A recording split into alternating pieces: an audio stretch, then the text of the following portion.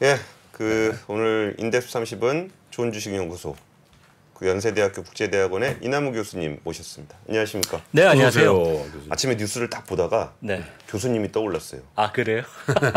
이런 뉴스는 교수님이 좀 다뤄주시면 좋겠다 그랬는데 어느새 이런 철저한 자료를 준비하셔서 세 가지 주제를 다룹니다. 예. 잭슨홀, 엔비디아, 빅테크. 미국에 지금 이거 세 개만 하면 돼요. 그러니까요. 네? 그래서 엔비디아가 한 3시간 전에 실적을 발표했는데 예. 워낙 좋을 건 알았지만 예. 그 만루 홈런을 친 것 만루 같습니다. 홈런. 그래서 예. 상당히 뭐 긍정적인 뭐 쇼크인 것 같아요. 예. 최근에 보면 이 미국 개인들이 예. 이 테슬라 그 하루 거래액이 50조 원을 넘었었는데 예. 최근에는 테슬라 거래 금액은 좀 줄고 엔비디아가 오히려 그걸 초과했어요. 아, 거래량도 이제 미국 개인들은 또 콜옵션 같은 걸 많이 하잖아요. 그래서 이제 그런 것도 있지만 최근에 30-40조 원 하루에 엔비디아만 거래가 되니까 우리 시장 코스피 코스닥 합친 것보다도 많습니다. 와, 한 개별 종목에 그러게요. 미국 진짜 증권회사들 또 좋겠네. 우리보다 수수료도 높아요, 거기가. 우리 어떤 얘기부터 해볼까요? 일단 잭슨홀? 뭐 잭슨홀 해도 되고 아니면 뭐 엔비디아 뭐 따끈따끈한 거 하셔도 그럼 되고. 엔비디아 먼저 하죠. 하시죠. 예. 예. 이제 엔비디아가 이제 그런 것 같아요. 3개월 전에 우리가 이제 전 분기 전전 분기죠. 이제 실적을 발표할 때 주가가 $300였는데 오늘 이제 실적 발표 전에 $460니까 한 3달 사이에 한 50% 60% 올랐는데 예. 실제 애널리스트의 이익 추정은 그보다 더 높게 그렇죠. 상향 조정이 됐어요. 예. 그래서 퍼가 보통 우리가 얘기하는 퍼가 한 50배, 60배인 줄 알았는데 어제만 해도 퍼가 41배 정도 돼요. 우리 여기 화면 중간쯤 한번 표를 띄워주시죠. 네. 빅테크 플러스 엔비디아 테슬라 밸류에이션. 네. 근데 어제 실적이 너무 좋고 가이던스도 좋고 그다음에 젠슨 황의 커멘트도 좋아서 애널리스트들은 그러니까 이제 펀드 매니저랑 애널리스트 항상 생각이 틀려. 애널리스트 항상 좀 올라가는 그쵸. 사이클에서는 좀 보수적으로 하고 펀드 매니저들은 좀 더 상상을 하는데 실제 펀드 매니저나 제 생각도 동의하는 게 지금 상향 조정을 하면 퍼가 25배에서 30배 정도로 그만큼 낮아지죠. 이익이 상향 조정 더 많이 되니까 예. 대폭 되니까 야 이거 되게 싼 거 아닌가. 그래서 이제 애프터마켓에도 주가가 뭐 한 7-8% 오르고 그랬잖아요. 네. 그래서 그게 하여간 제가 아까 만루 홈런이라고 표현을 한 게 이제 그래서 그렇습니다. 와, 주가가 219%가 올랐는데 PER이 41배밖에 안 돼요. 그런데 이익이 이제 어제 매출액이 2배 더블 증가해서 $135억. 예. 매출액이 2배. 예, 매출액이 2배. 그다음에 이제 회사 가이던스는 $110억. 그래서 이제 그것도 꽤 높다고 생각하고 애널리스트 추정치는 그 정도였는데 그거보다 20% 높게 매출액이 잡혀서 $135억. 예. 그다음에 이제 EPS 주당 순이익이 제일 중요하죠. 그래서 이제 애널리스트들은 평균치가 $2.1. 그다음에 이제 100명 넘는 애널리스트 중에 가장 추정치가 높았던 게 $2.5인데 회사가 발표한 건 $2.7입니다. 그러니까 가장 공격적인 애널리스트보다도 한 10% 높았어요. 그래서 3분기, 그러니까 이제 이번 우리 시작한 분기의 가이던스는 $160억 제시를 했고 네. 매출 총이익률을 73%. 네. 그다음에 이제 순이익률이 지난 분기에 46%였어요. 근데 우리가 쉽게 생각해서 한 $200억 곱하기 4를 해서 $800억 하고 순이익률을 50%를 곱하면 $400억 순이익이 내년에 나올 것 같아요. 아주 보수적으로 봐서 55조 원. 그러면 이제 퍼가 30배. 근데 제가 아침에 월가 애널리스트 읽고 보니까 $1,000억 매출이 넘을 것 같다 이런 단어가 나와요. 그래서 우리가 퍼가 한 40배 정도 되는 걸로 생각했는데 25배에서 30배면 야 이거 이렇게 독보적인 그러니까 워런 버핏도 좋아할 모든 조건을 다 갖췄습니다. 그래서 상당히 혹시? 상당히 진짜 예상을 뛰어넘는 네. 만루 홈런 같은 뭐 대단한 실적입니다. 그러니까요. 예. 대단하죠. 와 주가가 그렇게 올랐는데도 PER이 그거밖에 안 된다는 것도 그렇고. 근데 여기 맨 끝에 공매도라고 돼 있는 거 또 이렇게 저 하이라이트를 해서 오셨네요. 그러니까 이제 미국은 이제 대주주 물량을 제외한 유통 물량의 몇 프로가 공매도가 돼 있느냐를 이제 뭐 쉽게 구할 수 있어요. 그래서 이제 저는 테슬라를 눈여겨 항상 보는데 예. 테슬라가 한 3.4% 정도였다가 최근에 주가가 빠지면서 아마 환매수를 해서 2.9%로 내려갔고 예. 우리가 보통 얘기하는 빅테크는 1% 내외입니다. 왜냐하면 감히 빅테크의 공매도를 못 치니까. 근데 이제 뭐 리비안이나 루시드 이런 거는 한 1, 20%씩 되고 그쵸. 불안하니까. 근데 엔비디아가 주가가 그 금년에 250% 올랐는데도 공매도 비중이 1%밖에 안 돼요. 감히 여기에다가 베팅을 이제 못 하는 거죠. 그래서 실제 공매도 한 사람들은 뭐 상당히 힘들 겁니다, 되게. 근데 이렇게 주가가 올랐는데도 공매도 비중이 이렇게 극히 낮다는 것은 진짜 공감대가 많이 형성이 돼 올라갈 있다. 만하다라고 다 그렇죠. 공감한다는 거죠. 네, 그렇죠. 예. 그러네요. 애플도 공매도 비중이 0.7%, 마이크로소프트도 0.5%. 이거 다 빅테크들 꽤 주가 올랐는데도 감히 여기다 공매도 쳤다가 뒷감당 못할 것 같다라는 불안감이 분명히 그렇죠. 있긴 있나 보네요. 공매도 미국 같은 경우도 공매도를 해서 이제 수익을 내려고 하는 거는 거의 확신하는 사람들. 네. 그런 그러니까 이게 트레이딩이라기보다는 저건 내가 확신한다라고 할 때 집중되는. 근데 특징이 보면 되게 재무제표가 허약하거나 그렇죠. 비즈니스 모델이 깨지거나 이렇게 확실할 때 이렇게 해버리는 경우가 있는데. 그러니까 이게 공매도라는 게 되게 어려운 게 그러니까 저도 뭐 20년 전에 외국 자금으로 헤지펀드를 했지만 그러니까 이제 실제 그래요. 그러니까 피델리티 같이 최고의 자산 운용에서 30년 동안 뮤추얼 펀드를 운영했던 사람이 헤지펀드를 시작하면 애기 취급합니다. 그냥 공매도라는 거는 새로운 영역이고 내가 들고 있는 것과 공매도를 친 거에 상관관계도 있고 여러 가지 생각 못한 리스크들이 발생하거든요. 근데 이제 개인들이 전문가가 아닌 사람들이 공매도를 하는 건 쉽지 않고 해도 아주 짧게 해야지 이것이 이제 나의 그 주 특기가 돼서 한다고 그러면 왜냐하면 기업이라는 건 발전하면 주가는 장기적으로 상승하니까. 공매도로 뭐 수익 낸다는 게 굉장히 어려운 과목이죠. 어렵습니다. 가급적 권하지 않습니다. 네네. 우리 개인 투자자 여러분들도 마찬가지고. 자, 잭슨홀 또 한번 알아보죠. 그러니까 이게 잭슨홀이 잠깐 여기 이제 그 제가 홈페이지를 들어가서 봤어요. 네.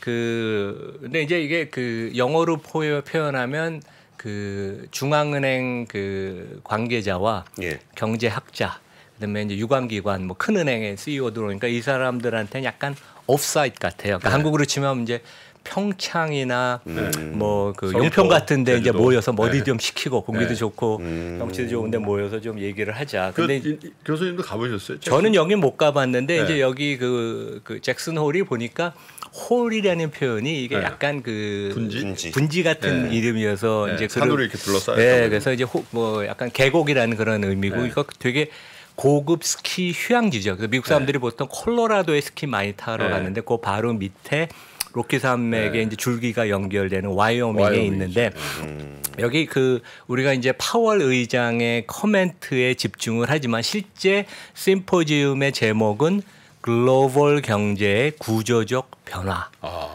그래서 어떻게 보면 우리 뭐 투자하는 입장이나 정책 당국자나 뭐 기업 CEO 모든 사람 입장에서 이 지정학적인 변화, 미중 관계, 뭐 공급망을 이제 자국으로 끌어들이는 뭐 이런 큰 변화가 있죠. 그래서 아마 그 이제 목금토 3일 동안 하는데 이제 금요일 날 오전에 아마 그 파월 의장이 연설을 하는데 그 기본적인 그 연설 내용은 이제 글로벌 경제의 구조적인 변화와 이 리스크를 어떻게 대응하느냐 이제 그것이 주로일 텐데 끝에 이제 매크로 경기나 이제 금리 인플레이션에 대한 얘기를 좀 하겠죠. 이제 거기에 이제 우리가 관심을 많이 기울이죠. 교수님, 근데 저런 행사를 뭐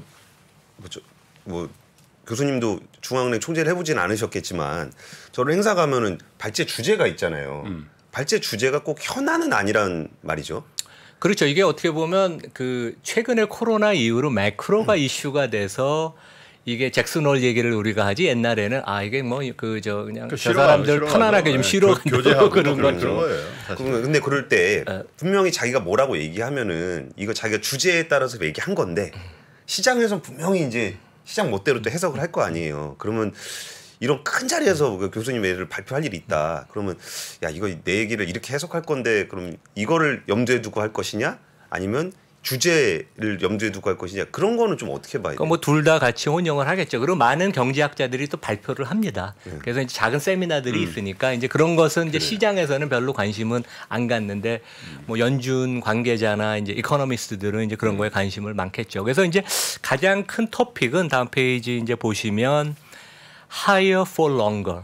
이게 그 제일 큰 주제인 것 같아요. 이제 그 10년 국채 기준으로는 2분기에 3.5%까지 떨어졌던 게 지금 4.3을 찍었죠. 그렇죠. 어제는 뭐 약간 밀리긴 했지만 그래서 상당히 높은 금리가 당분간 고공행진을 계속하는 것이 아닌가. 이제 그것에 관한 이제 토론이 우리 시장 관점에서는 이제 제일 많을 것 같고 이분을 결국 또 주목을 해야 될 것 같아요. 그래서 이제 다음 페이지 보시면 서머스군요. 그 로렌스 서머스. 그래서 이분이 그 20대 후반에 이제 하버드 경제학과 교수가 됐고 40대 중반에 재무장관을 했죠. 그래서 실제 지금 뭐 그 미국의 기라성 같은 정책 당국자보다도 나이가 어린데 마치 자기 부하들 다루시 항상 말을 이분이 연세가 이렇게 많지 않아요? 예. 60대 원론 줄 알았다. 54년생 60대 후반입니다. 그러니까 뭐 진짜 근데 말투가 완전 원론데.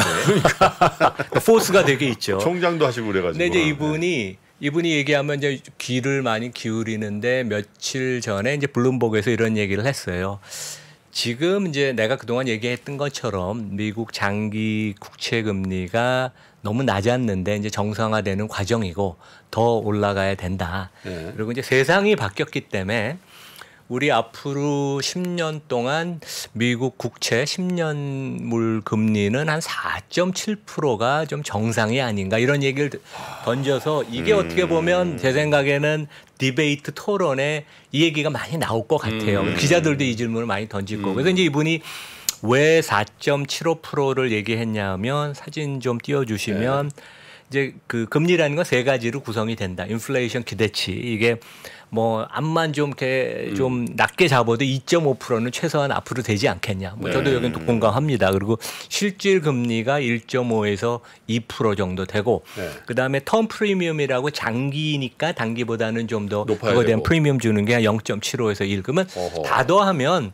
5%가 오히려 넘어야 되는데 나는 하여간 조금 뭐 낮춰서 한 4.7%는 최소한 돼야 되지 않냐. 아 근데요, 제가 이런 톤의 얘기를 그 교수님께도 개인적으로 말씀드리면 하워드 막스가 그런 얘기를 하더라고요. 아 그런가요? 그래서 제가 그때 그 뉴욕 갔다 와서 그 방송을 하면서 하워드 막스의 그 시체인지 세 번째 시체인지의 이 중금리 너무 낮은 금리에 대한 기대를 버리라는 그 코멘트가 제가 그냥 체감한 거는 미국의 정책 결정자들 시니어 레벨에 공감대 아닌가 그런 생각들을 했는데 서머스도 저런 얘기를 하는군요. 그러니까 뭐 진짜 그 고수들의 어떤 해안 경험에서 나오는 이제 그런 거죠. 그래서 이제 시장이 어떻게 보면 10년짜리가 금년 2분기에 3.5 떨어지는 건 너무 앞서간 안일한 이제 그런 거였고 4% 넘는 게 약간 정상적인 수준인 것 같습니다. 4.75가 맞는지는 저는 뭐 채권 전문가는 아니니까 잘 모르겠습니다.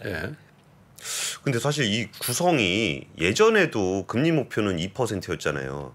그리고 인플레이션도 대충 한 2% 생각했었고 텀 프리미엄은 뭐 고정적으로 있는 건데 그전에는 4.75 같이 높은 금리가 아니었었는데 왜 이제 와서 이런 얘기를 하는 걸까요? 그러니까 뭐 전에 코로나가 터지기 전에는 실질 금리가 이거보다 좀 낮았고, 그러니까 아주 롱텀으로 30년, 50년을 보면 이 정도 수준이 합리적이고 오히려 90년대에는 금리가 뭐 7, 8%씩 됐으니까. 근데 이제 코로나 전에는 인플레이션 기대치도 이거보다 좀 낮았고 실질 금리도 좀 낮고 이제 그랬었죠.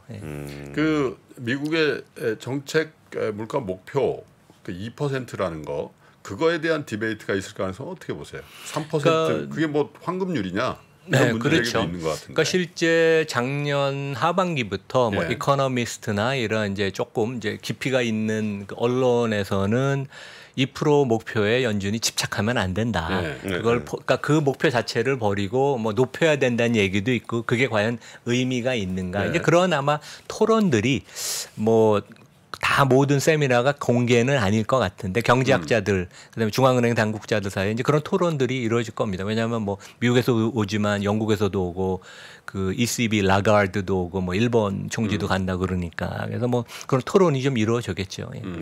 교수님은 그런 건 아니니까. 예. 네. 교수님은 어떻게 보세요? 지금 그 논쟁이 다시 붙은 것 같은데 이게 물가는 좀 잡히는 것 같은데 그렇다고 해서 물가를 당장 2%까지 잡아야 돼가지고 막 금리 확 올려가지고 경기를 망가뜨리면서까지 할 필요가 있냐라는 주장에 대해서. 2%라는 건 현실적이지는 못한 것 같아요. 왜냐하면 지난 코로나 이전하고 지금과는 뭐 제조하는 방식, 공급하는 방식, 그 다음에 여러 가지 수급 측면 여러 면에 있어서 너무 상황이 많이 바뀌어서 그리고 중국이 세계의 공장을 역할하는 게 이제 그 역할이 점점 줄어들면서 그렇죠. 네. 그런 여러 가지 공급적인 측면에 있어서 2%라는 건 말이 안 되고 3%나 뭐 이상이 되는데 그것은 경제학자들의 영역이고 저는 또 경제학자는 아니니까 그 부분에 관해서 내가 2%라는 거에 집착하는 것은 큰 의미가 없다는 거에는 저도 공감을 합니다. 그 뭐 또 여러 가지 경제 시스템이나 뭐 이런 것들에 따라서 플렉시블하게 뭐 2%도 됐다가 2.5%도 됐다가 혹은 뭐 한 1.5%도 돼. 네네. 사실 직전 4, 5년 전에는 2% 맞춘다고 엄청 힘들었잖아요. 그렇죠. 밑에서부터 그렇죠. 맞춰야 항상 밑에서 놀았으니까 그렇죠. 네. 그러니까 참 2% 자꾸 2% 하니까 2%님 보고 싶네요. 그런 소리 하지 말라고 댓글창을 항상. 자 그리고 이제 썼는데. 그 미국의 주도주들 빅테크에 대한 얘기도 좀 나눠보죠. 그러니까 우리가 이제 밸류에이션을 봐야 될 것 같아요. 그래서 이제 우리 여기 다시 화면을 보여주시면 금년 들어서 미국 시장은 나스닥이 한 30% 좀 넘게 올랐고 예. 시장 전체로 S&P를 보면 한 16% 올랐어요. 근데 그 중에 이제 주도주는 여기 보시는 이제 7종목이 거의 대부분 견인을 했는데 실제 금년에 이 Magnificent 7 7대 종목이 오른 거에 한 60%는 자기 실력. 그러니까 네. 이제 메타나 아마존 이런 데가 이제 비용 절감을 많이 하고 인원도 삭감을 하고 그래서 비용 절감하면서 현금 흐름을 엄청나게 많이 만들었거든요. 그래서 이제 순수히 인정이 되는 부분이 60%고 40% 상승한 부분은 그 엔비디아의 AI 기대감. 네. 근데 이제 그 기대감이 과연 너무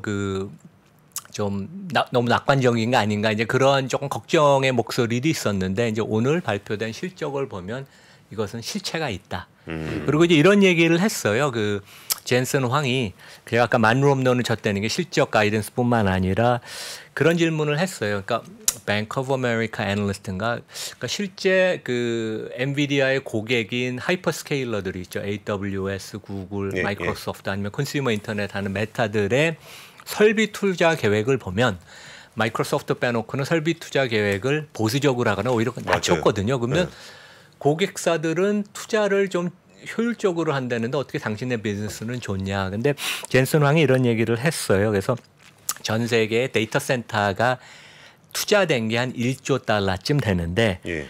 확실한 두 가지 트렌드, 액셀러레이션 이거를 이제 자기네 GPU를 사용해서 그 가속화시키는 거, 그 다음에 이제 그 AI 생성형 AI 쪽으로 가는 걸로 지금 이제 그 투자가 방향이 바뀌기 때문에 다른 기타 부분의 투자는 줄어들지 모르지만 우리가 들어가 있는 GPU H100이 들어가 있는 그 제품과 서비스를 공급하는 투자는 어마어마하게 늘어난다. 이제 그런 코멘트를 했어요. 그래서 AI가 이게 실체가 확실히 있고 사람들이 생각한 것보다도 더 그 트렌드가 가속화되는 거 아닌가. 그래서 이제 그런 것들이 저는 와 닿아서 미국 주가가 뭐 밸류에이션이 확실히 부담이 되죠. 왜냐하면 지금 뭐 우리가 퍼 기준으로 놓고 보면 시장이 20배 가까이 되니까. 그렇죠. 그리고 여기 보면 이제 빅테크들 보면 뭐 제일 적은 거가 메타 같은 데가 20배고 많은 데들은 한 테슬라 50배쯤 되니까. 근데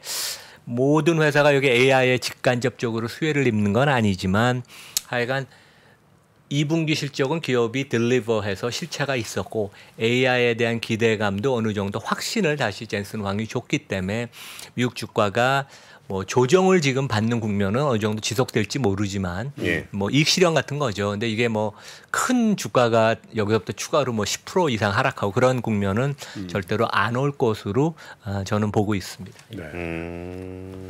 성적표라고 할까요? 그 2분기 네네. 기업들 성적표를 매겨 오셨는데 그러니까 이제 제 유튜브에서도 했는데 네. 뭐 학교는 다음 주에 계약입니다. 네. 아직 우리 계약을 안 했는데 성적을 짜게 주신다고 소문이 있었어요. 아닙니다. 성적은 아니 지금 애플 A-나 받았어요. 천하의 애플이 교수님한테. 근데 이제 작년에는 뭐 B도 있었고 C 플러스도 있고 그랬었거든요. 근데 2분기 성적표를 보면 모두 다 A 학점을 받았고 특히 이제 메타랑 아마존은 A 제로. 그리고 이제 엔비디아가 이제 이번에 실적 발표했으니까 엔비디아를 여기 넣으면 저는 이제 A 플러스를 주고 싶습니다. 아, 제가 좀 착각했습니다. 우리가 신용 등급 트리플 A를 생각하고 있다가 학점은 A 플러스까지. 그죠, A 플러스가 제일 높죠. 죄송합니다. 네. 그래서 그 2분기 실적을 보면, 그러니까 이제 이 미국 주가의 금년 상승이 그 실체가 있는 게 네. 현금 흐름이 엄청 좋아졌어요. 그러니까 결국 기업의 눈에 보이는 주당순이익은 조금 회사들이 이렇게 좀 그 왔다 갔다 할 수 있는데 현금 흐름이 개선되는 거니까 가령 대표적인 게 메타죠. 인원을 25% 줄였는데 똑같은 매출을 이익을 더 내고 마진을 40% 이상 낸다는 것은 이제 그만큼 또 재작년에 방만하게 경영을 하고 또 너무 많이 사람을 뽑았던 것도 있지만 정신 차리고 이제 제대로 한다는 거죠.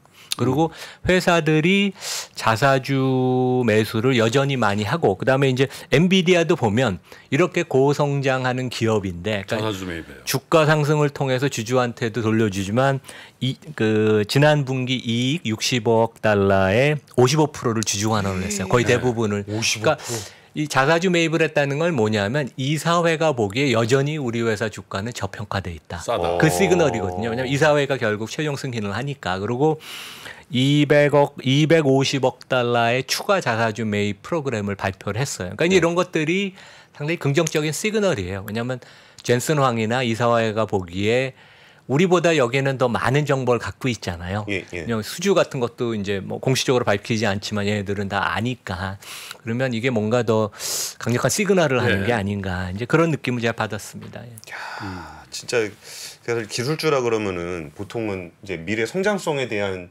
투자를 하기 때문에 주주들이 그 회사에 대해서는 아유 저희한테 뭐 안 주셔도 됩니다. 투자 많이 하세요. 이게 우리의 일반적인 상식인데 투자는 투자대로 하면서 주주 환원까지 하면 정말 좋은 주식이네요. 우리 대한민국 기업이 조금 배워야 되죠, 되게. 그러니까 항상 주주를 생각하는 마음.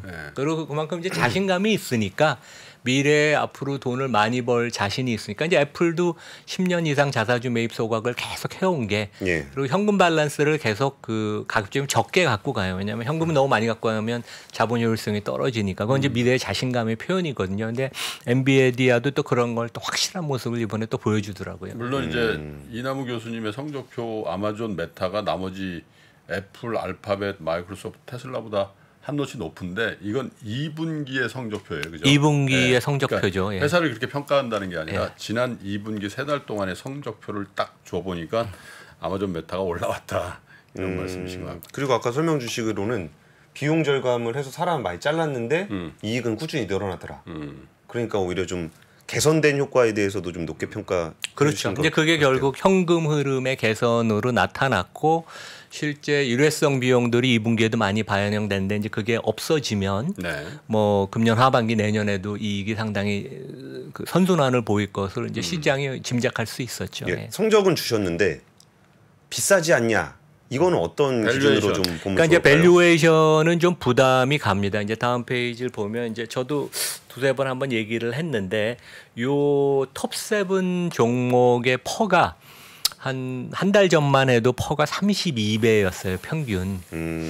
그래서 좀 부담이 가는 수준인데 이제 그때가 S&P 지수 기준으로 한 4,600쯤 됐거든요. 퍼가 20배가 넘는. 그래서 제가 조금 이제 그 주가가 좀 조정을 받아야 되는 게 아니냐. 그러니까 뭐 미세 조정, 가격 이익 실현. 그래서 우리가 S&P 기준으로 4,400에서 한 4,200. 그러니까 퍼가 그 톱 7 종목이 32배에서 한 30배로 이제 내려온다는 얘기죠. 그래서 이미 뭐 지금 4,400이니까 주가가 미국이 한 4~5% 빠졌죠. 그래서 여기서 조금 더 조정은 받을 수 있지만 기업의 이익하고 현금 흐름이 튼튼하기 때문에 주가가 많이 밀리기는 어렵다. 그러니까 많이 밀리면 아마 투자가들이 또 적극적으로 매수를 할 겁니다. 아까도 좀 전에 우리 저 국민연금이 미국 주식 들고 있다는 얘기 들었는데 뭐 해외에서거나 아니면 또 기업들이 자기 회사 미래가 좋고 그 자기 회사 주가가 저평가됐다 그러면 이사회에서 공격적으로 자사주 매입 계속 하거든요. 미국은 이제 그게 주식 수요의 가장 큰 그렇죠. 동력 중에 하나죠. 네. 예. 아, 그 정도예요? 그 매수세에서 주요한 세력 중에 하나가 자기 주식 사는 기업이에요? 그렇죠. 예, 그러니까. 와. 특히 이제 좋은 기업들은 왜냐하면 뭐 애플 같은데 매년 3~4% 그러니까 1분기에 1%씩 사서 소각을 하고 메타 같은 데는 작년에 주가 되게 저평가됐을 때 엄청 공격적으로 많이 샀어요. 그래서 1년에 5% 이상 사서 소각을 했거든요. 그러니까 주식가 계속 줄어드는 거죠. 그래서 상대적으로 나의 그 지분율은 계속 증가하는 그런 모습을 보이죠. 그래서 저 각각 제내신 김규식 변호사님도 그런 얘기 하더라고요. 우리나라도 자사주 매입은 소각이라는 그런 거를 제도화하고 그러면 어떤 회사를 우리 개인 투자자들이 많이 사야 되냐? 그런 류의 회사들을 많이 사서 그렇게 하면 주가가 오른다는 걸 보여줘라. 그렇죠, 그렇죠. 어? 네. 그러면 대주주들이나 경영주도 우리도 저거 해야 되겠네. 괜히 아이들 머리 만들지 말고 저거 하면 되겠네. 이거 쌓아놓고 투자 안 하고 그럴 바에야 주주 환원을 높이라는 얘기잖아요. 그러니까 금융위도 긍정적으로 검토하는 걸로 알고 있고 예. 얼마나 그동안 이제 우리 기업들이 주주한테 인색했으면 이걸 이제 법제화하려는 것도 되게 웃긴 거예요. 그러니까 다른 나라에서 보기엔 이건 어떻게 보면 기업의 자율적인 이사회의 자율적인 판단인데 예. 하도 이제 주주위에서 안 하니까 현금이 예. 많아도 안타까운 일이죠. 근데 하여간 그런 방향으로 가면 최근에 보면 현대차 같은 데가 배당도 꽤 하면서 투자를 많이 하지만 배당도 하면서 그다음에 이제 얼마 전에 자사주 매입 소각을 공식화하고 좀 그렇죠. 우리가 구체적으로 하겠다. 이제 그런 건 상당히 좋죠, 되게. 근데 주가는 잘 안 가던데. 알겠습니다. 오늘 잭슨홀과 그리고 엔비디아 그리고 빅테크까지 빅테크필레이션까지 아침 시간에 자주 좀 모셔야 될 것 같습니다. 뭐 수업이 있지 않으면 자주 나오겠습니다. 네, 네, 알겠습니다. 지금까지 이남우 교수님과 함께했습니다. 감사합니다. 네, 감사합니다.